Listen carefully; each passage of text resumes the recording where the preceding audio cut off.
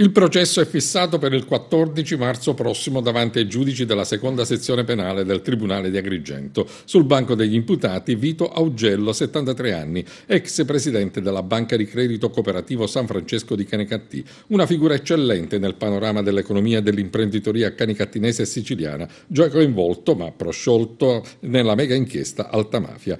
La vicenda nella quale è coinvolto Augello riguarda la gestione dell'istituto di credito. A decidere per il rinvio a giudizio è stato il GUP di Agrigento, Francesco Provenzano, che ha anche deciso di non luogo a procedere nei confronti dell'ex vicepresidente Luigi Salvatore Di Franco, 61 anni. Lo stesso giudice ha inflitto una multa di 60.000 euro per illecito amministrativo. La procura, con l'aggiunto Ignazio Fonso e i sostituti Matteo Delpini e Andrea Maggioni, avevano chiesto il rinvio a giudizio dei due imputati per reati connessi all'esercizio delle loro funzioni quando erano ai vertici dell'istituto di credito. Augello in particolare è accusato di avere, con l'intenzione di ingannare i soci e risparmiatori per conseguire i giusti profitti, presentato un bilancio al 31 dicembre 2010 non rispondente alla situazione patrimoniale e finanziaria. Sempre secondo l'accusa, Augello, tra le altre cose, avrebbe ostacolato l'esercizio delle funzioni di vigilanza della Banca d'Italia, che ha annunciato la costituzione di parte civile al processo, esponendo agli ispettori una situazione economica, patrimoniale e finanziaria della società non rispondente alla verità.